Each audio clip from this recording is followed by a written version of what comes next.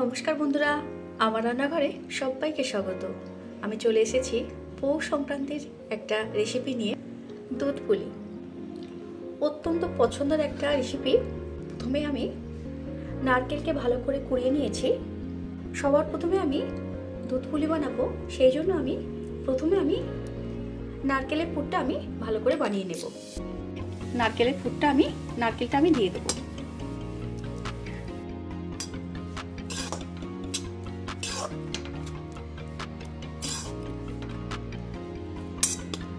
একেবারে হালকা আছে, আমি এটা ভেজে নেব, হালকা ভেজে নেব। দিয়ে দেবো একটা এলাচ আর দিয়ে দেবো নলেন গুঁড়ো।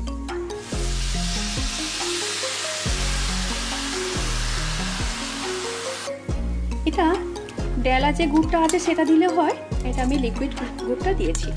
ভালো করে এর সঙ্গে আমি মিশিয়ে দেব। দিয়ে দেবো স্বাদ মতো চিনি আর গুড় দিয়ে মিশিয়ে করলে পুরের স্বাদটা খুব সুন্দর খেতে হয়। ভালো করে এটা আমি মিশিয়ে নেব সমস্ত কিছু উপকরণ। এইবারে দিয়ে দেবো 4 চামচের মতো গুঁড়ো দুধ।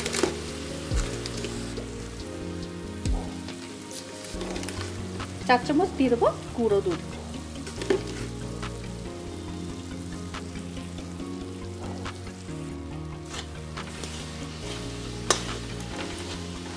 গুঁড়ো দুধটা দিয়ে ভালো করে আমি এর সঙ্গে মিশিয়ে নেব। এরকম গুঁড়ো দুধ দিয়ে যদি পুর বানানো হয় না, অপূর্ব খেতে হয়। পুলি পিঠেটা অসাধারণ খেতে হয়, তার সঙ্গে যদি দুধ পুলি হয়।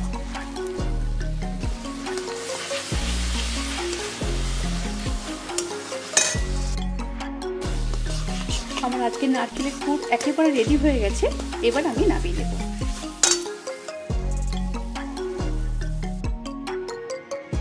এইবার আমি চলে আসবো চালের গুঁড়িতে। ভালো করে আমি এটা মেখে নেব। এবারে কড়াইটা হালকা করে গরম করে চালের গুঁড়ো দিয়ে দেবো। একেবারে হালকা করে গরম করতে হবে। একবার দুবার নাড়াচড়া করে নেব। করে আমি সাইডে গরম জল বসিয়ে দিয়েছি। এই গরম জলটা আমি এর মধ্যে দিয়ে দেবো।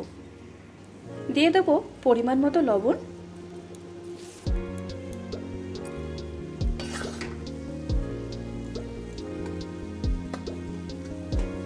এবার দিয়ে দেবো গরম জল।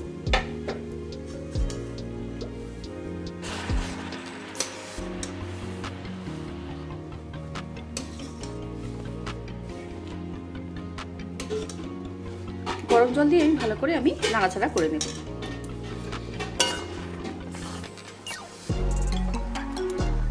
এবারে গ্যাসের ফ্লেমটাকে একেবারে বন্ধ করে দেব।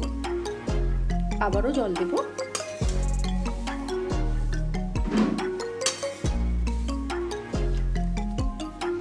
এবারে হাত দিয়ে ভালো করে আমি মেখে নেব। এরকম করে ভালো করে আমি হাত দিয়ে মেখে নেব। মাখা হয়ে গেছে, এবার রেখে দেব।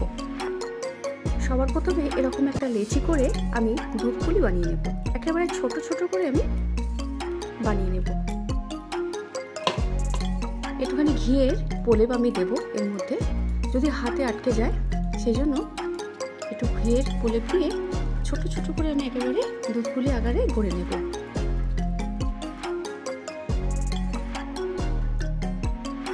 এরকম করে আমি খিলি করে নিয়েছি। এর মধ্যে এবারে আমি পুরটা দিয়ে দেবো। এরকম করে আমি নারকেলের পুর দিয়ে দেবো। দিয়ে এরকমভাবে হালকা করে হাত দিয়ে দুটো মুখকে আমি জুড়ে দেব।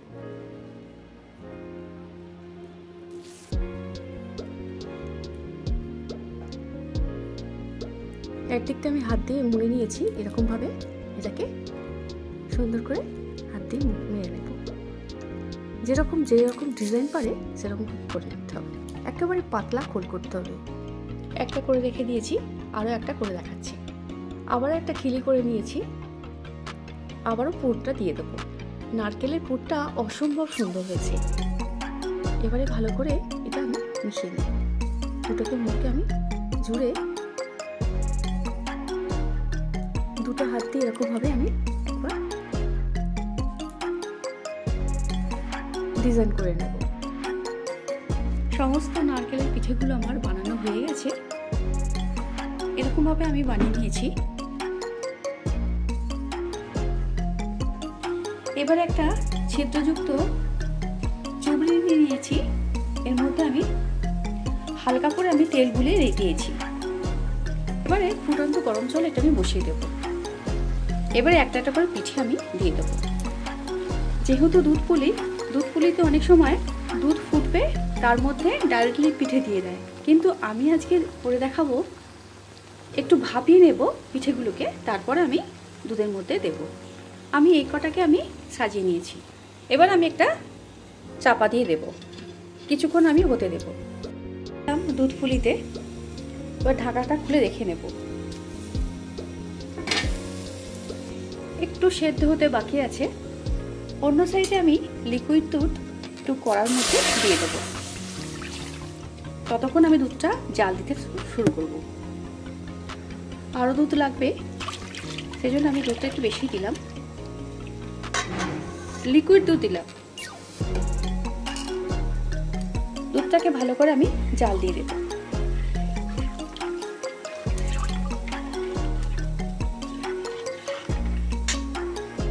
লিকুইড দুধের মধ্যে কিছুটা গুঁড়ো দুধ আমি মিশিয়ে নেব।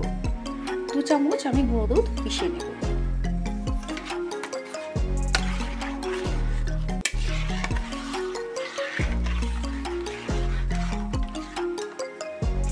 ততক্ষণ হোক। এবারে আমি দিয়ে দেবো দুটো এলাচ, ওদিকে পিঠেটা হয়েছে কি দেখে নেব। এদিকে পুলি পিঠেটা আমার রেডি হয়ে গেছে। এবার আমি নামিয়ে নেব। সুন্দর করে হয়ে গেছে। এবার আমি এটা ঠান্ডা করে নেব। ঠান্ডা হলে আমি ফুটন্ত গরম দুধের মধ্যে আমি একটা একটা করে পিঠে দিয়ে দেবো। দুধটা ফুটে গেছে। এবার আমি পিঠেগুলো একটা করে ছেড়ে দেবো।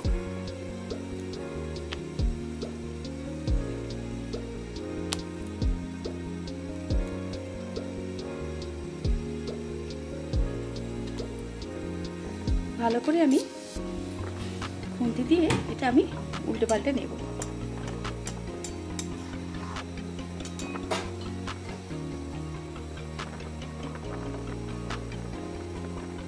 দুধ থেকে যখন পিঠেটা বেশি উঠবে, তখন আমি দিয়ে দেবো লিকুইড গুড়। এই গুড়টা আমাকে পুরোটা দিয়ে দিতে হবে। এটা পুরো দিয়ে দেবো। এবারে দিয়ে দেবো চিনি আর গুড় পাইল করে করলে অপূর্ব খেতে হয়। বাদ বাকিটা আমি এর মধ্যে ভাসিয়ে দেব। আমার আজকে দুধ পুলি হয়ে গেছে। এবার আমি নামিয়ে দেব।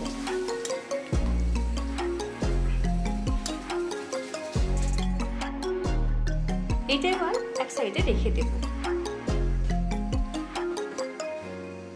কতটা সুন্দর হয়েছে